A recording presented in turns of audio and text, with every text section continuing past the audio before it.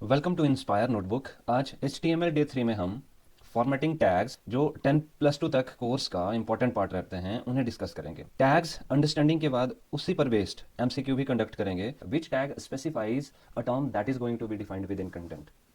ये DFN tag है। तो वीडियो पूरा देखें, plus inspire day of the quiz में भी ज़रूर हिस्सा लें।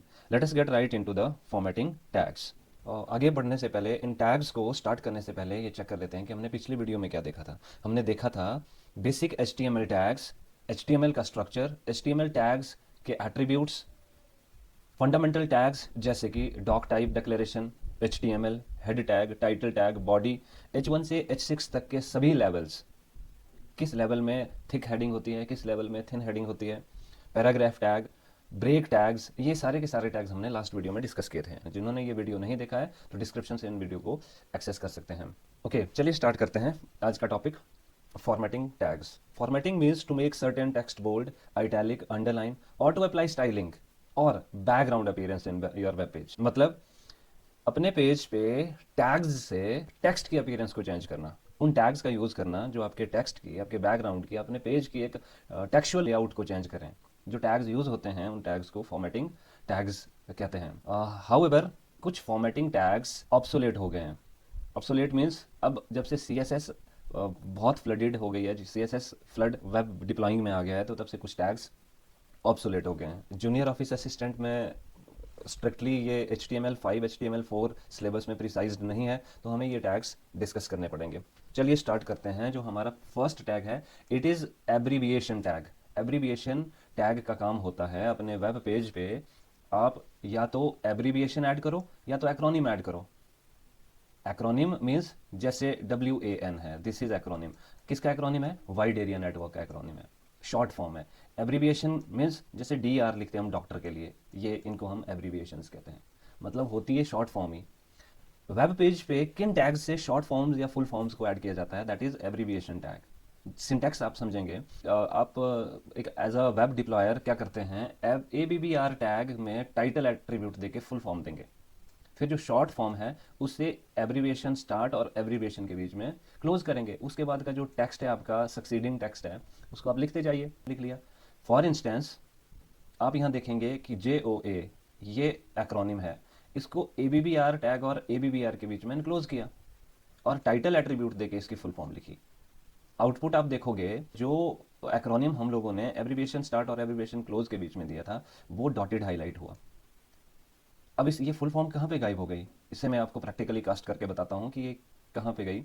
ये आउटपुट आपको दिख रही है। अब होगा क्या, JOA last date to apply is 5 January 2021। अब JOA पे माउस लाओगे तो यहाँ पे जो फुल फॉर्म लिखी थी मैंने वो डिस्प्ले हो रही है। अब देखिए, टाइटल एक इसका एट्रीब्यूट, एग्जाम में पूछा जा सकता है कि एब्रीविएशन टैग का इनमें से कौन सा एट्रीब्यूट है, तो आप टाइटल पे टिक करिए। Next formatting tag address tag करते हैं। एड्रेस टैग क्या करता है कि कॉन्टैक्ट इन्फॉर्मेशन ऑथर की या ऑनर की, या वो ऑनर जो डॉक्यूमेंट का राइटर है या डॉक्यूमेंट का ऑथर है, उसका एक पेज पे एड्रेस मार्क करने के लिए एड्रेस टैग का यूज़ किया जाता है। होता क्या है, जो एड्रेस है वो एड्रेस टैग स्टार्ट और क्लोज के बीच में इंक्लूड करना पड़ता है। कंटेनर टैग है। फॉर एग्जाम्पल, जैसे मैंने एड्रेस टैग और एड्रेस टैग के बीच में अपना एड्रेस इनक्लोज किया है कि ये जो स्क्रिप्ट है is written by Satpal Sharma, educator, computer science, information technology and information practices. Next मैंने लिंक दिए हुए हैं कुछ, ठीक है। तो ये एक तरह का, अब एड्रेस टैग से क्या होगा, एड्रेस टैग इसको, इसकी पोजीशनिंग को पेज के लेफ्ट साइड पे मार्कअप करेगा। जैसे इस तरह से आएगा ये पेज का एड्रेस। अगर मैं आपको रन टाइम में बताऊं तो this is the preview of how address appears. ये तब हुआ जब एड्रेस टैग के बीच में इनक्लोज करते हैं। और लग भी रहा है कि इसकी मार्कअप, इसकी स्टाइलिंग भी एक एड्रेस लेआउट लग रही है। अदरवाइज हमें ये एड्रेस लेआउट के लिए इटैलिक करना पड़ता, फॉन्ट साइज कम ज़्यादा करना पड़ता है। ये एड्रेस टैग ने ये सब की सब चीज़ें मार्कअप कर ली अकॉर्डिंगली।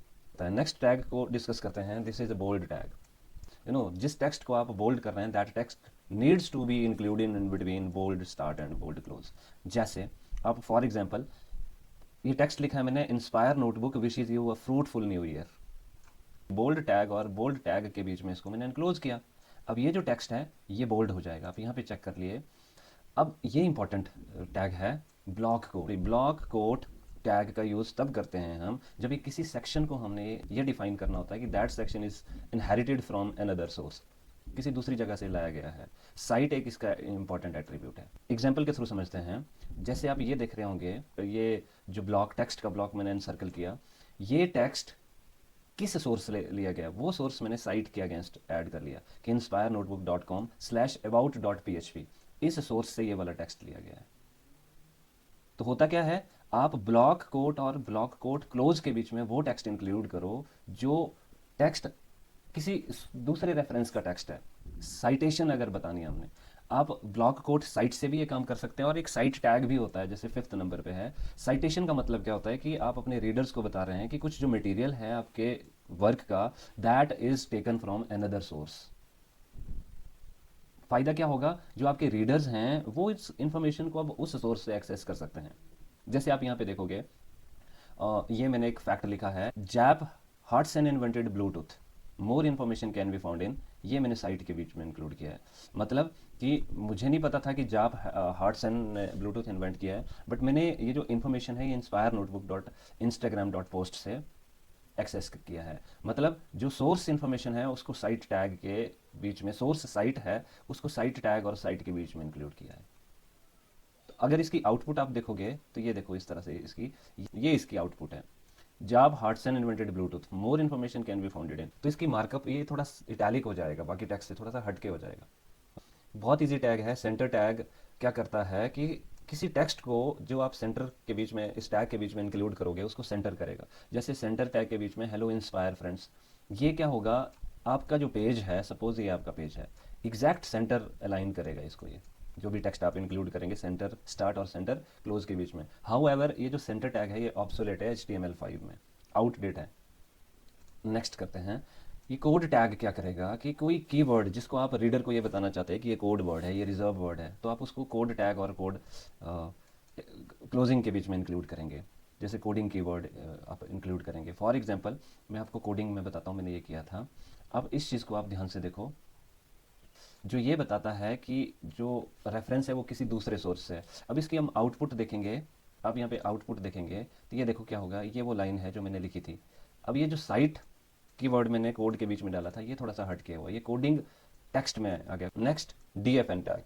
DFN टैग से क्या होता है कि कोई टर्म है, उसके अगेंस्ट जो उसकी डेफिनेशन है उसकी एग्जैक्ट प्लेसमेंट हो। कैसी प्लेसमेंट हो वो आउटपुट के थ्रू हम देखेंगे। फिलहाल आप देख लीजिए, जैसे HTML एक टर्म है, इसको हमने DFN स्टार्ट और DFN के बीच में इनक्लोज किया। अब इसकी डेफिनेशन क्या है, वो टाइटल एट्रीब्यूट देके हमने इसकी डेफिनेशन लिख ली।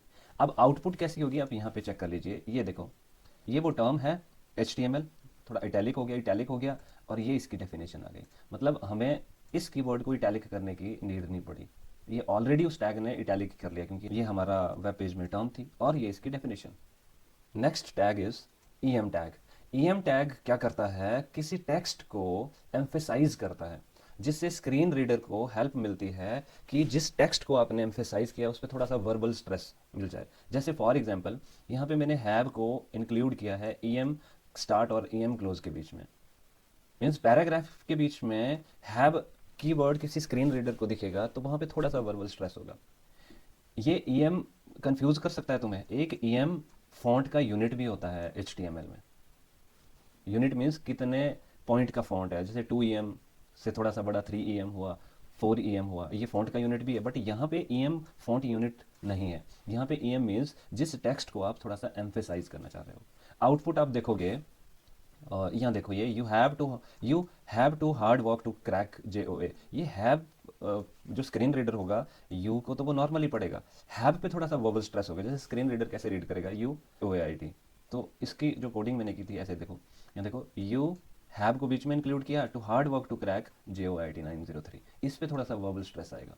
फॉन्ट टैग क्या करेगा, ये फॉन्ट से रिलेटेड जितने भी एट्रीब्यूट्स हैं किसी स्पेसिफाइड टेक्स्ट में, फॉन्ट का फेस हो, फॉन्ट का कलर हो, फॉन्ट का साइज हो, वो डिफाइन करता है। जैसे फॉर एग्जांपल आप यहाँ पे देखना, फॉन्ट टैग के बीच में इंक्लूड किया मैंने keep on rising up above the horizon, इसको मैंने इंक्लूड किया फॉन्ट स्टार्ट और फॉन्ट क्लोज के बीच में। इस टेक्स्ट का साइज 3 दिया है, फेस दिया है न्यू टाइम रोमन्स। तो क्या होगा कि जो टेक्स्ट है 3 साइज में, इसको ये वाला फॉन्ट एट्रीब्यूट, सपोज करो कलर में कोई और देता तो वो कलर आ जाता। तो फॉन्ट टैग से फॉन्ट से रिलेटेड एट्रीब्यूट्स आते हैं उस टेक्स्ट के जिसको आप फॉन्ट स्टार्ट और फॉन्ट क्लोज के बीच में इंक्लूड करोगे। एक एग्जाम में जो इंपॉर्टेंट क्वेश्चन बनेगा वो बनेगा रिलेटिव फॉन्ट साइज क्या होता है। Relative font size default font size में प्लस कोई न्यूमेरिक देके या माइनस न्यूमेरिक देके फॉन्ट साइज डिफाइन करना, that is called relative font size. मतलब relatively to basic font size आप कितना इंक्रीज कर रहे हो, कितना डिक्रीज कर रहे हो। फॉर एग्जाम्पल किसी का बेसिक फॉन्ट साइज सपोज करो 3 है, तो आप +3 दे रहे हो, दैट बिकम्स 6। या 3 डिफॉल्ट फॉन्ट साइज है, आपने -2 दे दिया, इट बिकम्स 1। सो प्लस करके या माइनस करके, प्लस या माइनस करके फॉन्ट साइजेस को इंक्रीज करना, डिक्रीज करना, that is called relative font setting या रिलेटिव फॉन्ट साइज कहते हैं। और लास्ट हमारा क्यू टैग है, ये शॉर्ट कोटेशन को डिपिक्ट करता है। ये थे आज के जो टैग्स, वो बहुत इंपॉर्टेंट है, एडवांस लेवल के टैग्स हैं। जेओए में कभी भी बेसिक समझ के स्टडी मत करना, ये बेसिक चीज़ें आएंगी, क्वेश्चन कहीं से भी उठ के आ सकता है।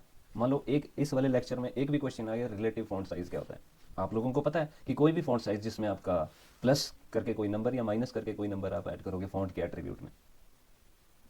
खैर, हमने कितना पढ़ा, इस पे एक मॉक टेस्ट हमने कंडक्ट किया। This is inspire mock test day 3। आप मेरे से पहले ये पता करो कि इनमें से एब्रीविएशन के लिए कौन सा टैग यूज होता है। सोचो, सोच लिया? यस, करेक्ट, ऑप्शन है ए। नेक्स्ट क्वेश्चन को भी आप मुझसे पहले सॉल्व करोगे, मैं तुम्हारे लिए समझाता हूँ। Which of the following tag is use to text wrap, मतलब लाइन को ब्रेक करने के लिए ये ब्रेक टैग होता है। सबसे इंपॉर्टेंट टैग्स ये दो ही हैं कि कंटेनर हैं या एम्प्टी टैग्स हैं, ये दोनों एम्प्टी टैग्स हैं, एम्प्टी एलिमेंट्स। एक क्वेश्चन यहाँ से बनेगा। दूसरा, लाइन को ब्रेक करने के लिए बी आर टैग यूज होता है, और एच आर होता है लाइन ड्रॉ करने के लिए। इस तरह की लाइन ड्रॉ करनी है आपने वेब पेज में, तो हॉरिजॉन्टल रोल करके एक टैग होता है। खैर, इसका आंसर ऑप्शन बी है। Next question, which of the following is an empty element. अभी मैंने पूछा, ये this is empty element. Next, which of the following statement is true, इनमें से कौन सी स्टेटमेंट ट्रू है, हम पढ़ेंगे। Centre is not a tag, it is attribute, ये फॉल्स है क्योंकि सेंटर एक टैग है, ये एट्रीब्यूट नहीं है। सेंटर टैग रिमूव्स फॉर्मेटिंग, ये भी फॉल्स है। Centre tag is supported by HTML5, ये भी फॉल्स है। It is not supported by HTML5, CSS में इंक्लूड किया जाता है।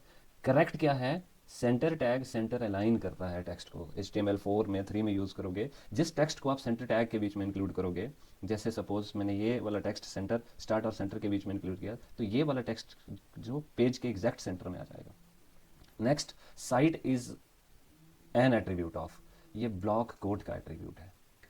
Correct, which tag specifies a term that is going to be defined within content, ये DFN tag है। Which of the following is relative font setting, बताओ फटाफट। Option A है, option B है, ऑप्शन सी है, D है, E है। Both C and D. चाहे आप माइनस करके बेसिक फॉन्ट साइज पे इंक्रीज करो फॉन्ट साइज को, या प्लस करके। ये थे आपके 11th question of course. Wow, which of the following tag is used to bold the text, ये बी टैग है। कंटेनर है या empty, this is container tag. This is inspire quiz of the day. Please यार, इस question पे आप research करो, explore करो, तभी मुझे पता लगेगा कि आप क्विज जो मैं आपके लिए प्रिपेयर कर रहा हूँ, ये क्वेश्चंस इंटरनेट से इनहेरिटेड नहीं है, ये खुद के। अभी ये वीडियो इतनी डिले हुई क्योंकि एक एक चीज़ को कंपाइल करने में, एक एक मैटर को गैदर करने में बहुत ज़्यादा टाइम लगता है। खैर, आज का क्वेश्चन है, who is making managing the web standards, इनमें से कौन सी ऑप्शंस हैं जो वेब स्टैंडर्ड्स या वेब प्रोटोकॉल्स, वेब इंटीग्रेशन को मैनेज कर रहा है। इसमें से कौन सी ऐसी ऑर्गेनाइजेशन है जो इंटरनेट को और ज़्यादा इंटीग्रेट बनाने के लिए या इंटरनेट के स्टैंडर्ड्स अप्रूव करने के लिए रिस्पॉन्सिबल है। वेदर इट इज़ W3C, याना है या NIC है। आप इसका कमेंट सेक्शन में आंसर ऐड करो एंड एंश्योर 100% पार्टिसिपेशन, तभी आपको फ्रूटफुल रिजल्ट्स मिलेंगे और हम लोगों को भी और ज़्यादा मेहनत करने की वजह मिल जाएगी। Thank you, have a great day.